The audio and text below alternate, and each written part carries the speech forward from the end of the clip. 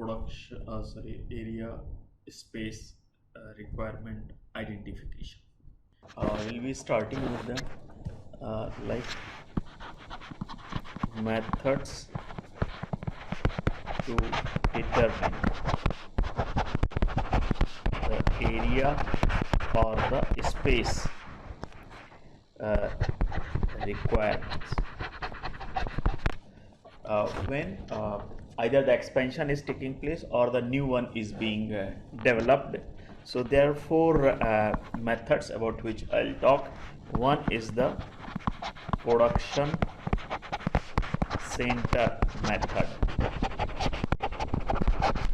Okay, the second one is the conversion method. Third one is the rough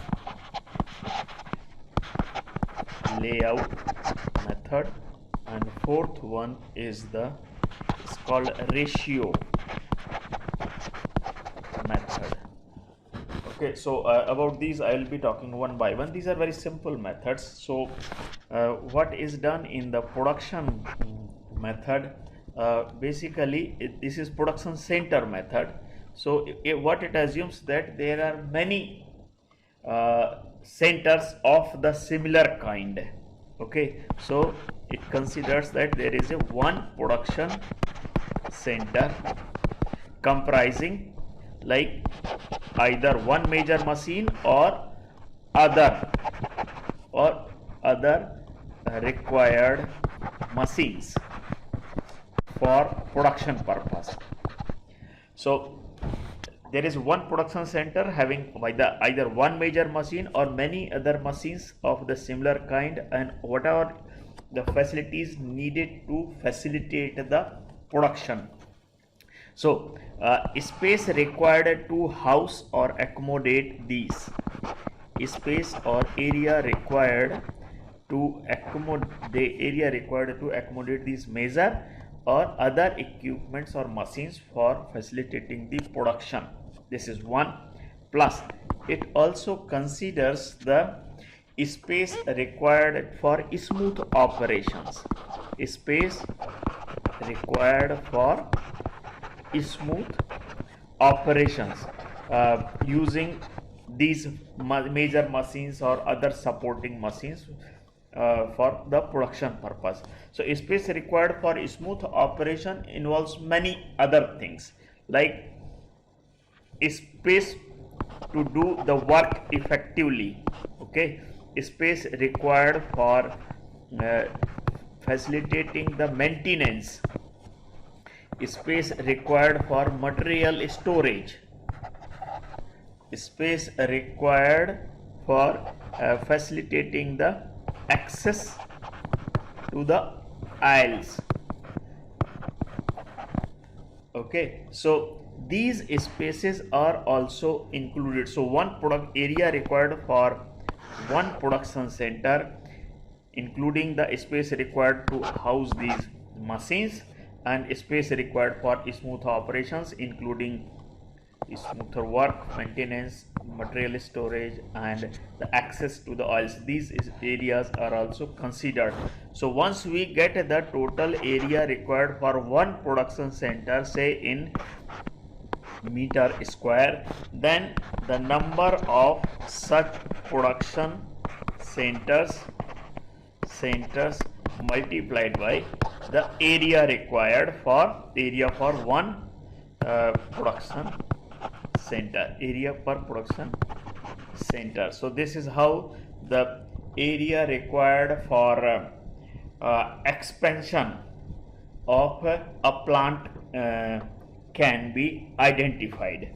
Okay, so this is one method of production center method, wherein the space required for machinery and space required for smooth operation is identified for one center, and then that is multiplied by the number of such production centers. Okay, so this is the one method. The second method, maybe you can say conversion method. A conversion method is primarily used to determine the area or space required for storage purpose or for support services. So in this one, what is done, basically what is the storage or support service area needed for each machine. So above one, like area needed, above area means storage or support service area needed for each individual machine or group of machines or for performing certain activity. Okay, there can be different categories. Okay, so for each machine or each group of the machines or for a particular kind of activities, what is the area required for storage or for support service. Okay, this is identified. Then this area is multiplied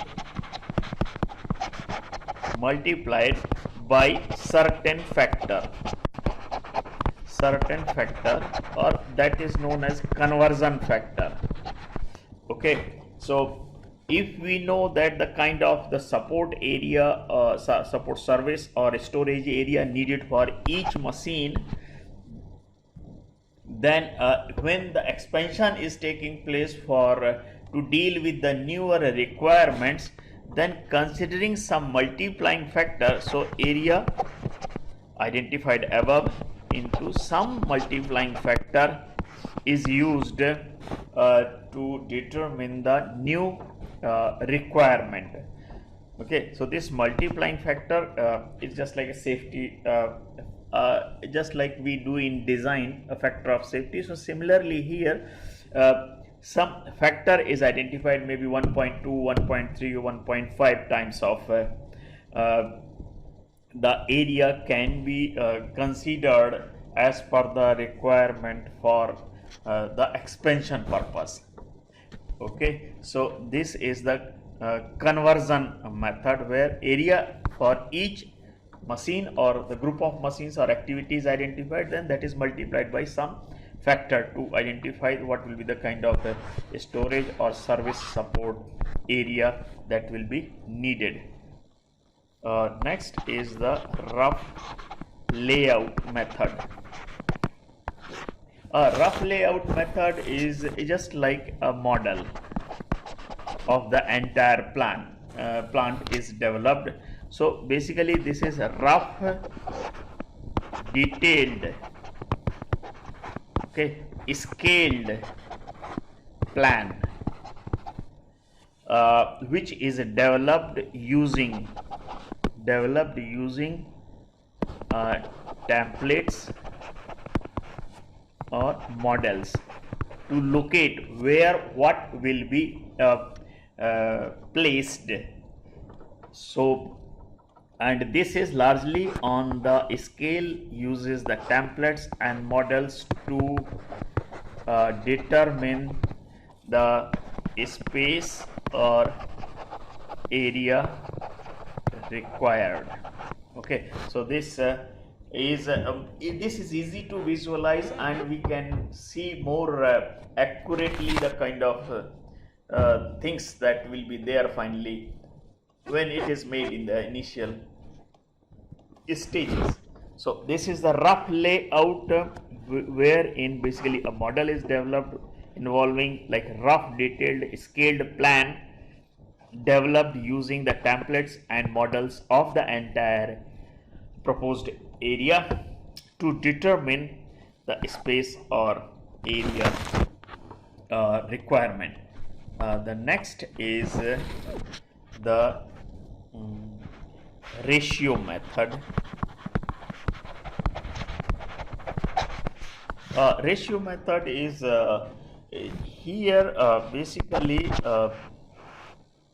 a ratio is identified of the area divided by certain factor.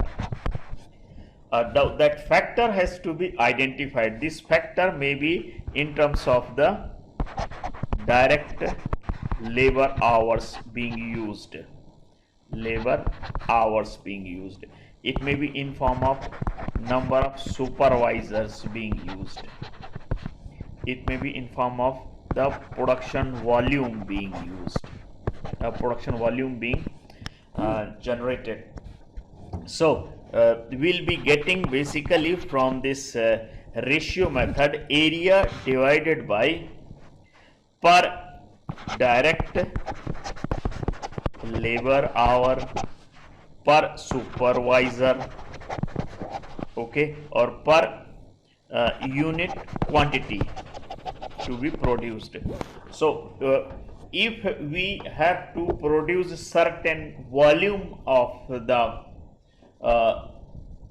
if you have to realize certain production volume based on the demand, then we have to estimate or predict the labor hours that will be used, or number of supervisors that can be used, or what is the production volume that is needed. So based on this, area divided by per unit direct labor per unit supervisor per one supervisor or per unit volume of the quantity to be produced. So this estimated the value is multiplied. So area multiplied by the number of labor hours required, number of the supervisors required, or the volume to be produced.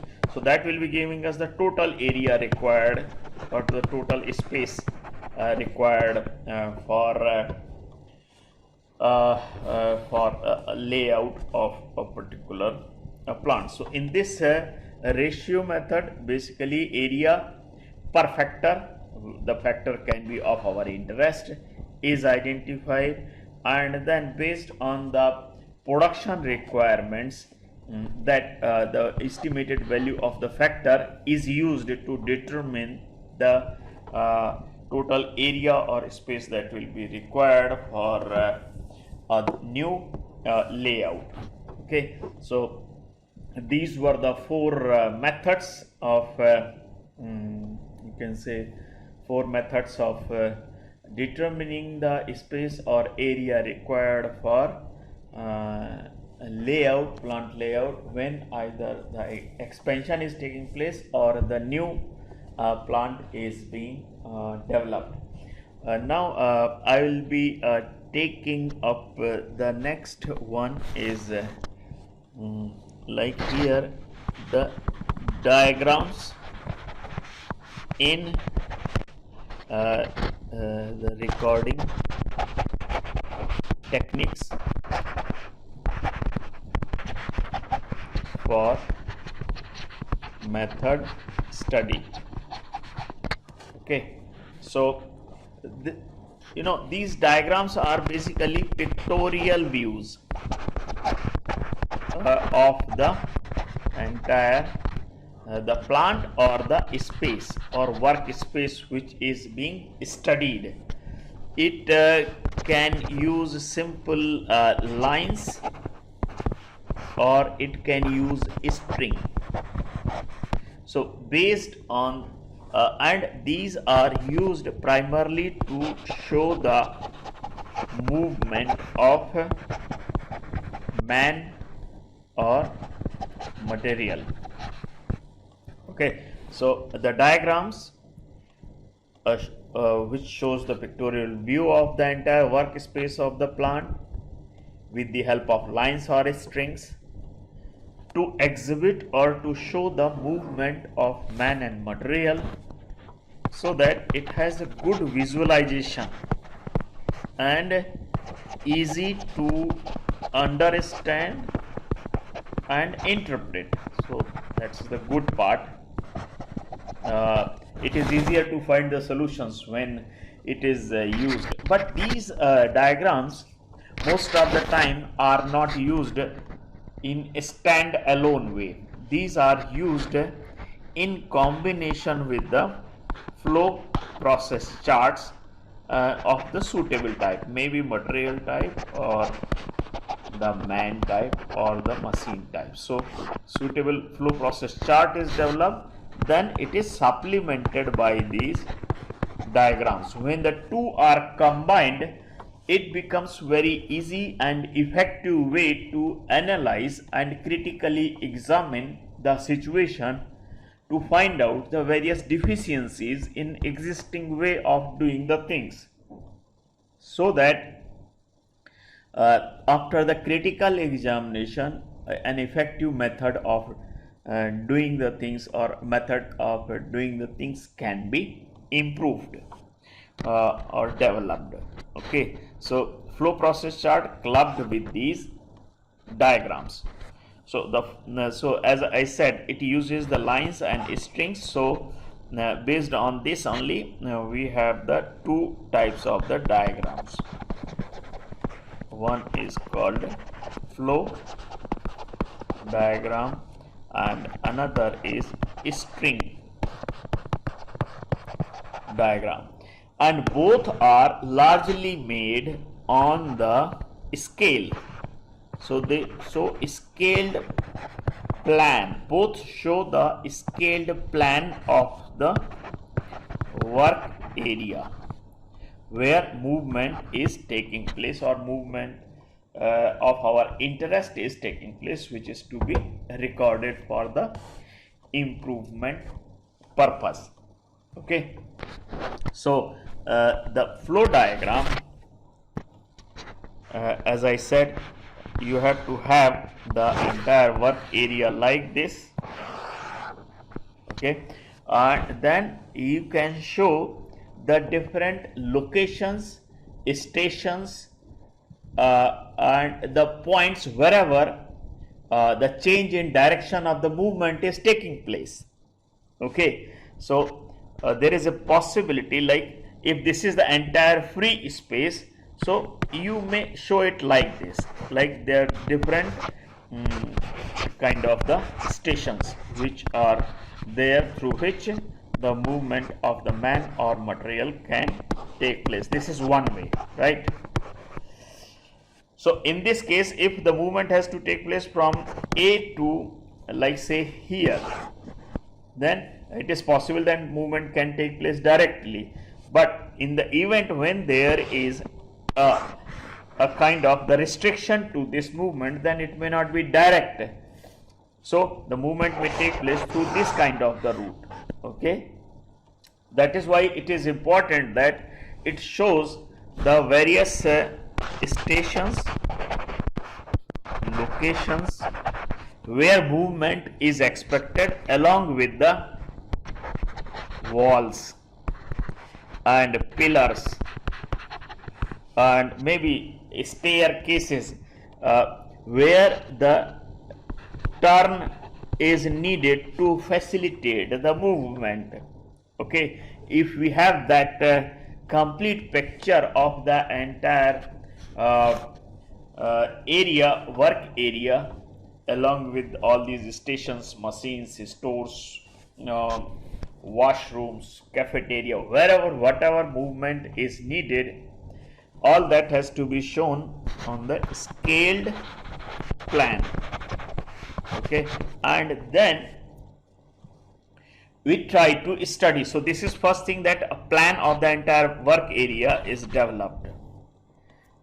Once the plan has been developed, showing the various locations, stations, destinations which need to be covered by the worker or the material in course of manufacturing, we try to study. Let us study of the pattern of movement. Pattern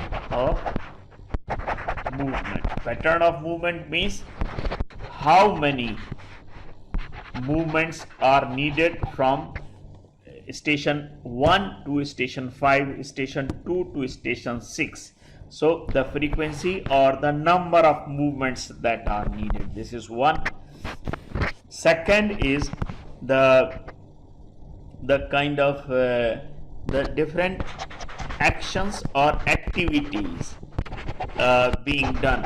So whenever the work is being done, you will see that it is combining, the flow diagram is combining the various activities recorded in the flow process chart. So FPC, you know, is made using very detailed activities like operations, inspection, transport, delay and storage.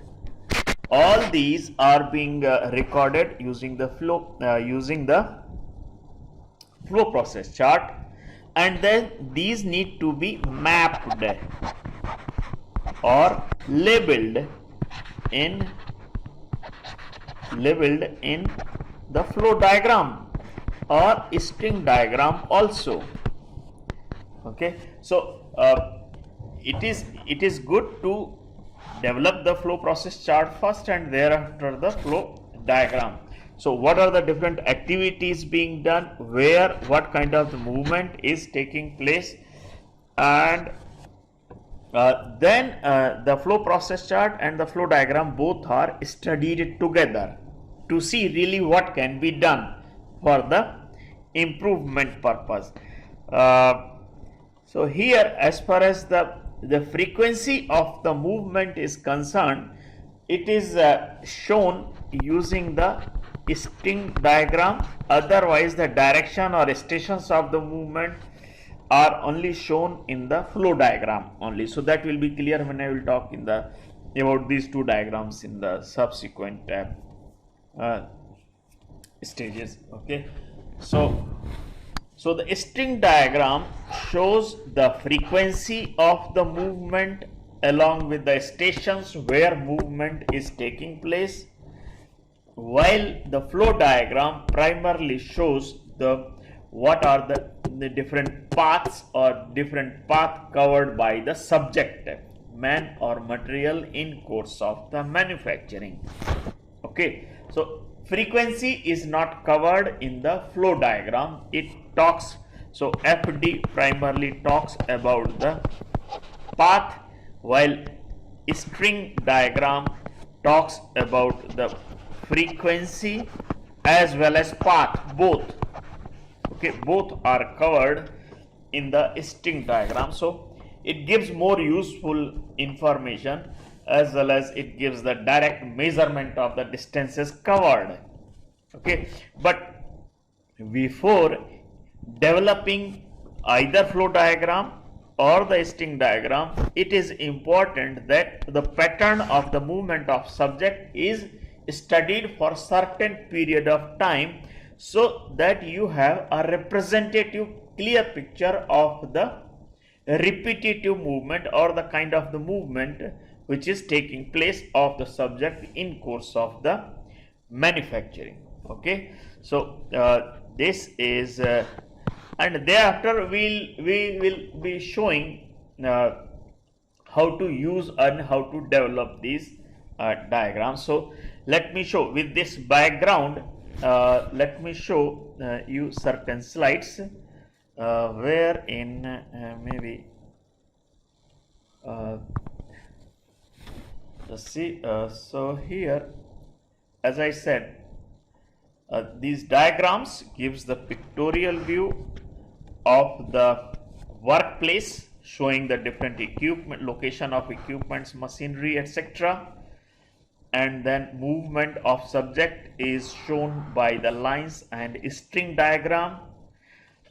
These diagrams, both these diagrams highlight the movement of the subject, and which is used for the analysis purpose to find out really what can be done to facilitate the saving of the time. And based on the kind of the method being used, there are method being used to show the movement. There is a flow diagram and the string diagram. Okay, so flow diagram, as I said, that shows the top view of the working area drawn on the scale only, indicating the positions of machines and other locations. with the distance between them. So this is like indicative of like where what is located. Automatically will be giving an idea about the location distance between them. And anything and everything that is affecting the movement, like the location of wall, pillar, storage, the door, staircases, everything is shown in the diagram on the scale. Okay, and whenever it is developed, it shows it is developed through the direct observation of the movement of subject. So on the spot observation of path of movement of the subject is used to indicate the various movements which are taking place, and for this purpose we may use the symbols which were used in flow process chart, as I said, like operation, inspection, transport, delay, and storage. Okay, so this example last time also I showed you, like the manufacturing of the axle, bicycle axle is to be shown. If then we can show where this is the storage, from the storage material is taken to the cutting shed. Okay, this is the cutting shed location, this is the forging shop. So the sequence and the where it is being taken, that is what can be shown here through this diagram. So it shows the path being covered by the material in course of the production, and through this path we can estimate the distance being traveled. It may be 200 meter, it may be 50 meter, based on the kind of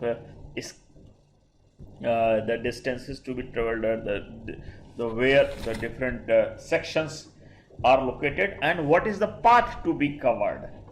Okay, like if for the heat treatment purpose, this could have been located here also.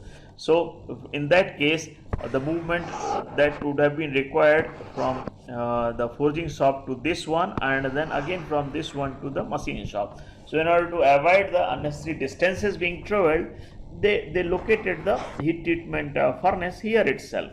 Okay, so there is a possibility that if there is a wall, complete wall for the heat treatment section, then situation would have been different completely. The kind of movement required would have been significantly more. Okay, so this is just the flow diagram. This is an example which is little in detail. I'll talk about this example and to see really how the improvements can be brought in, so how it is developed. So this is an example where, say, certain goods are being received. So the material or the goods are being unloaded from the truck. Okay, unloading of the goods, that's what it is happening here, the truck, and it is being unloaded, and then a delivery note is taken, and then items in the box are checked. So the taking and checking of the delivery note, this is the second thing. Then inspection, these are the entire range of the activity. Like when the material is received, it is unloaded, then delivery note is checked, then items against the delivery notes are checked and inspected, then marking is done, and then stored. Items are stored in the store. So this is what is being done, and it is shown with the help of this flow diagram to show where what is happening. So in the present way of doing the things, this is what is happening. Unloading from the truck through the this inclined plane, then hand trucks are used to move from this to from this the unloading area to this counter. Again it is moved here, it is waiting, then the movement 1, movement 2, movement 3, it is being moved continuously. Then here it has to wait for some time, and then here the man just does the unpacking, takes out the delivery note, and then here the delivery note is inspected or checked. So this is delay for a while, then delivery note is taken out and it is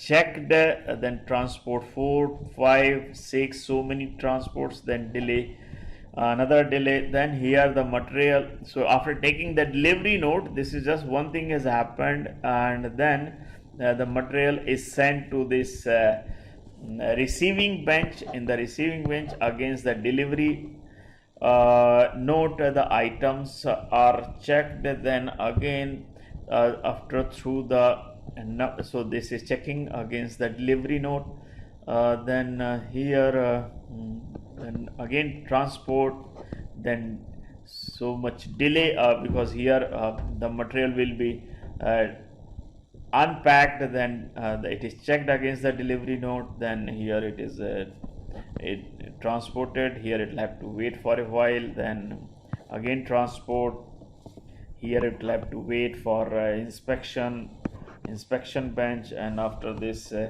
after so many delays and transport, it reaches to the marking bench, and in the marking bench again it comes across the certain delays and movements, and then finally it is stored. So this is the existing way of doing the things. So if you see, there are so many transports, that is one, so many delays, and so many transports and delays. These are the two significantly high. So maybe there, how many transports are here? Like say 11 transports, that's what we can see here. And then how many delays are there? 7 delays. So there are 7 delays. So delays are nothing, just it's a wastage of time, so it is unnecessary time consuming. That's one. So high percentage of, and if you see the operation, how many operations are here? Just 2 operations, operation 1 and then the operation 2, just 2 operations, O2, right? So very high percentage of the non-productive activity is obviously here, because there is a lot of material is being received and it is checked, and then it is transported and is stored in the stores. Okay, so there is huge percentage. So now when this is the existing way of doing the things, which is recorded on the float, on the float diagram. So when this entire activity has to be broken down in the number of things. You see, just for the sake of clarity, the entire range of the activity in this receiving stage of the goods is broken down, and see what are the different things being done.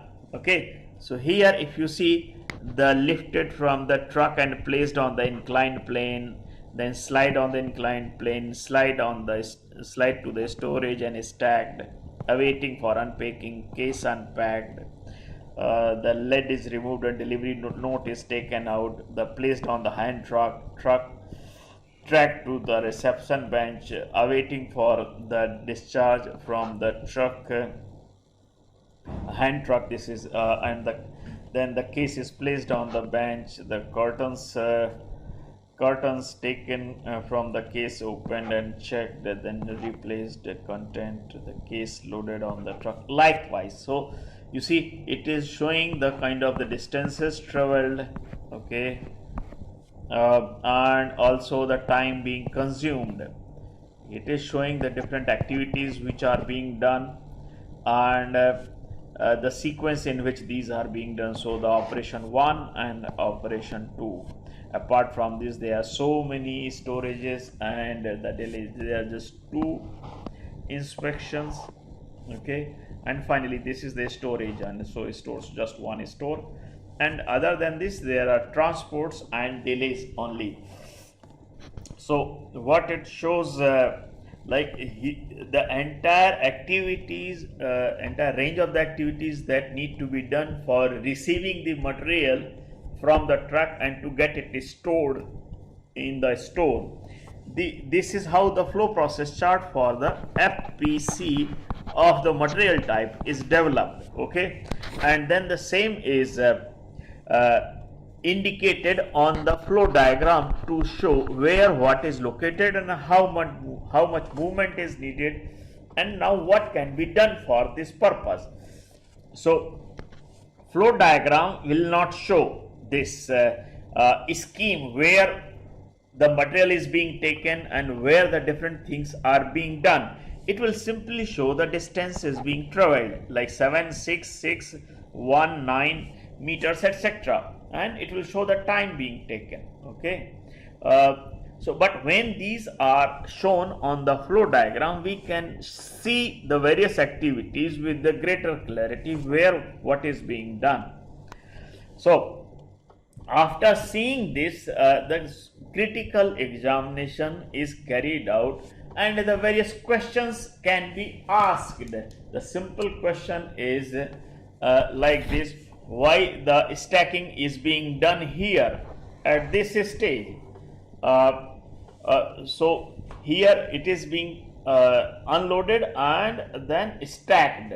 So why this stacking is being done? So the question, the reply can be there because the delivery truck can be unloaded faster, then the work is cleared. So they just keep on unloading the things at a faster rate and keep on stacking first instead of putting it directly on the hand trucks. Then what else can be done? The work could be cleared at a faster rate, so there is no problem. Okay, let's continue with this. So there may not be major change at this stage.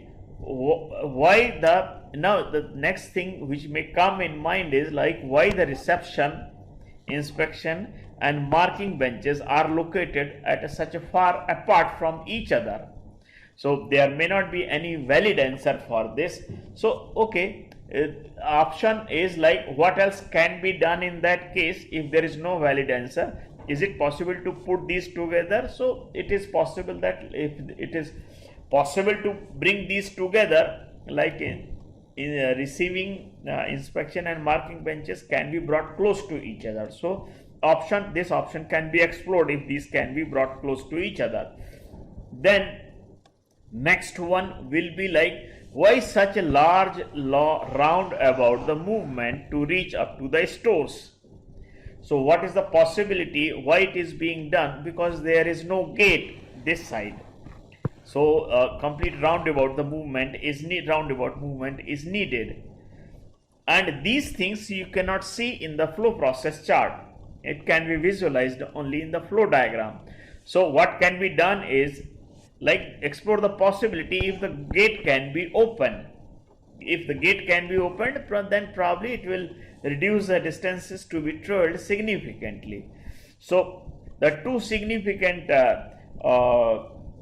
the solutions which can be there, let us bring these three, receiving, inspection and marking benches close to each other, and let's have an additional gate here so that the unnecessary roundabout movement of the material can be reduced or eliminated by having an addition, just by having a minor, after having a minor alteration in the structure of the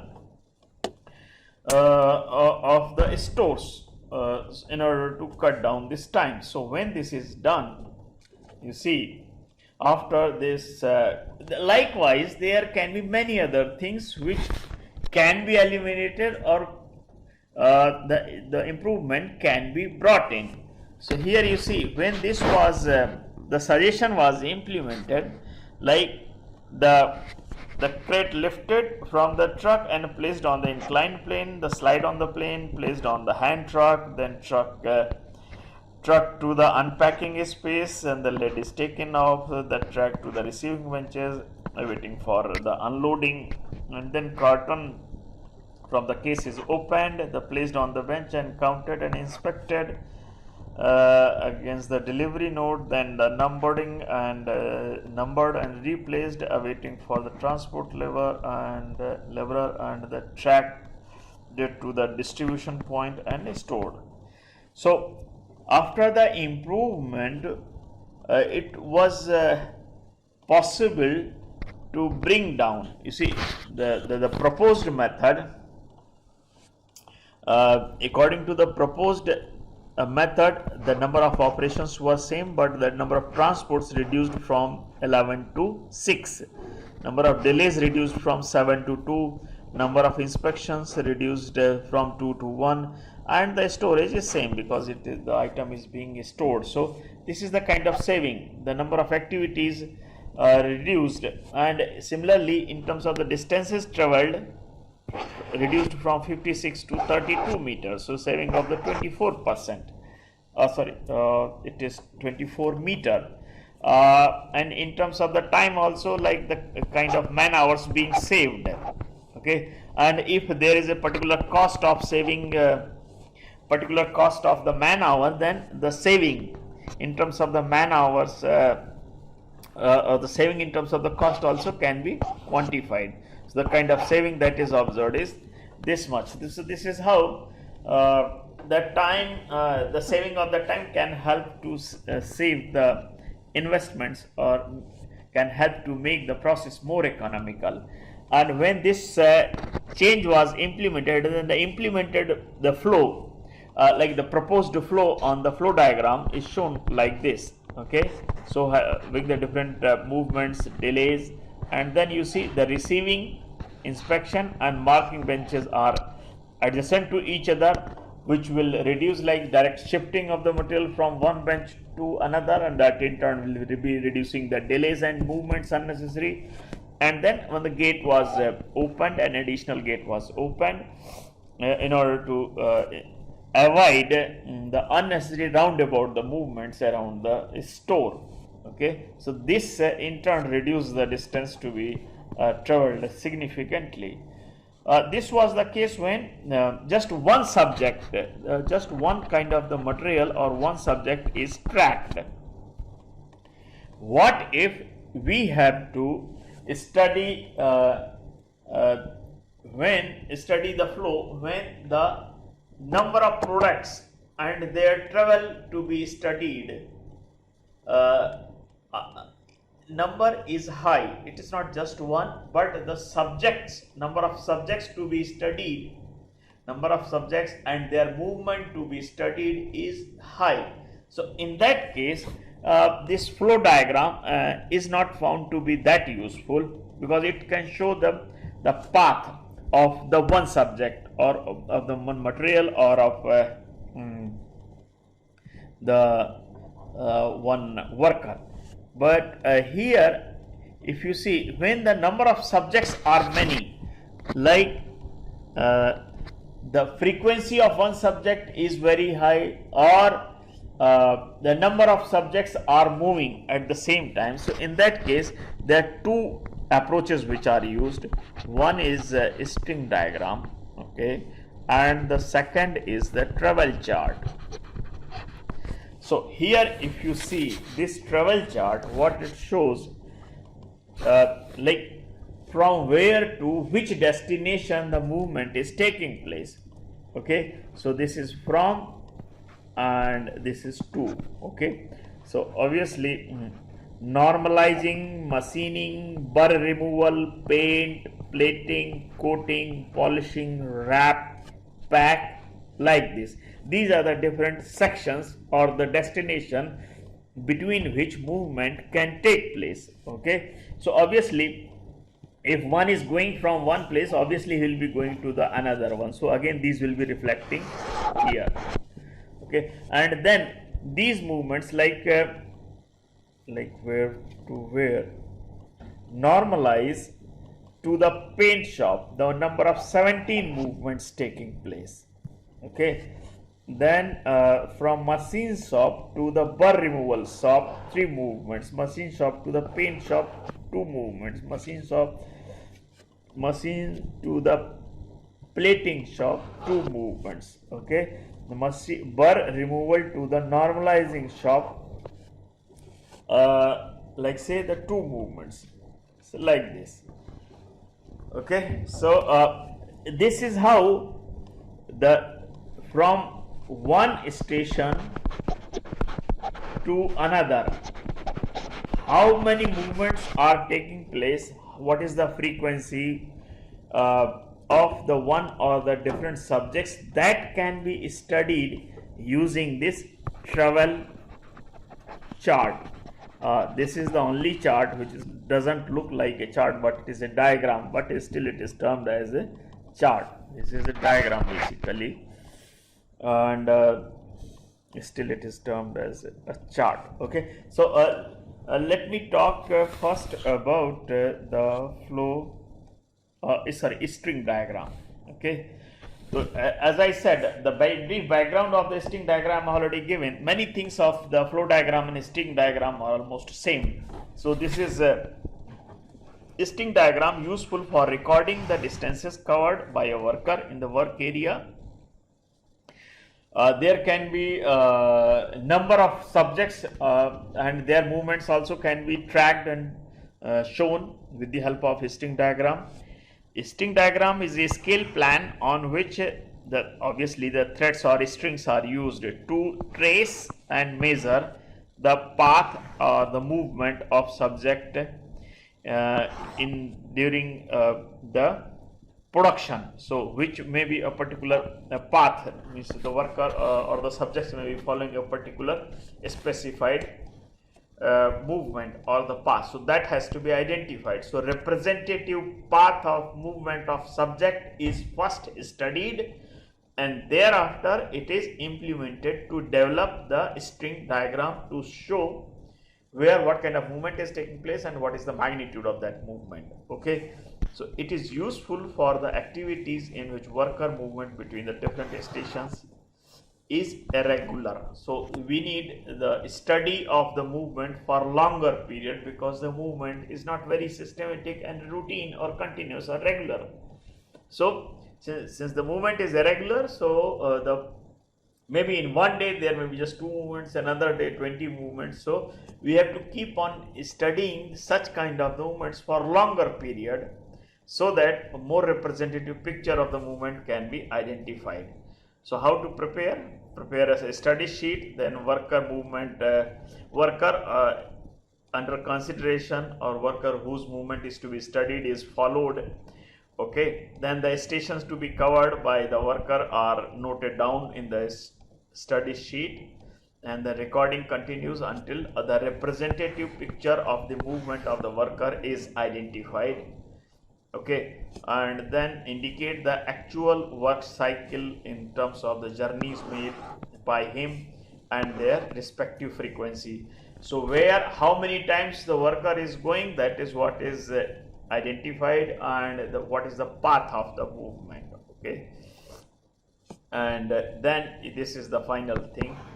After getting the representative picture of the movement in terms of the path and the number, or in terms of the frequency, draw the scale plan of the work area showing the all stations, locations affecting the path of movement of worker, and where worker can visit during the operation. So in a scale, everything is shown to show, and if there is any obstruction, then that also has to be shown to see how the movement will be taking place. So all the pillars, turns, pathways, wherever the change in direction is possible, that is shown on the plan, in the scaled plan, in the drawing sheet kind of thing. Okay, the plan prepared, and it is attached on the soft board pins, and then pins are driven at the different locations. So here, just for an example, say these are the different points where movement can take place. So the pins are driven on the soft board, so that pin head will be above and the pin will be inserted into the board like this. Okay, at the different location, wherever the location, whatever the location where the worker can visit, or the location where there is a change in direction of the movement by the worker. Okay, because we have to now the drive, or we have to draw the strings through these pins to show the movement. Okay, the plan prepared so is attached on the soft board, and pins are firmly driven at every stop or turning point on the route. Okay, So the take a thread. Now take a thread, say this is the starting point, so thread is wrapped around the first pin where movement is starting, and then the thread is moved towards the second destination where worker will be going, and then it is wrapped around the second pin, then third pin where the movement is taking place, then fourth pin like this, then fifth pin like this, and we keep on. So keep on wrapping the thread around the pin to show the path being covered by the subject until the desired frequency of the path frequency of the movement is shown in by each of the string. Okay, so take a thread of the measured length and tie around the pin at the starting point of the worker's movement, and then it led around the pins at the other stations visited in the order as noted down in the study sheet till the movement are covered. Okay, so this is one typical one. You may start from any location and then keep on tying or wrapping the thread continuously, like starting from here, then went here, then here, like this. Okay, like this, and keep on showing until the desired frequency. So the number of lines shows the frequency of the movement between the particular set of the station. This is what you can keep on doing like this. So here if you see, the frequency is maximum in this case while it is less in other cases, and these two are located far apart. So where frequency of the movement is less, this is one, that is what you can see, and where these are located, that is the another thing that you can see. So now based on this, decisions can be made if the two centers between which the frequency of movement is very high, those can be brought together, those can be brought close to each other. Okay, so this is the another kind of the diagram, like if these two are located far apart and having the maximum frequency, the decision can be taken to bring these stations closer. Now strings can be of the different colors. This is used when the number of subjects are many, the number of subjects, the number of workers being tracked are more than one. For each worker we can designate one colored string, say blue, green color, those things can be used to show the movement of each of the worker between these stations. Okay, so the colored strings are used to show the different movement of the different subjects. Okay, just it's a quick last slide, I think it is already 11. So the flow diagram and the string diagram, how the two are different. The string diagram is drawn exactly on the scale, while flow diagram can be on the approximate scale. Distances are marked on the flow diagram but not on the string diagram.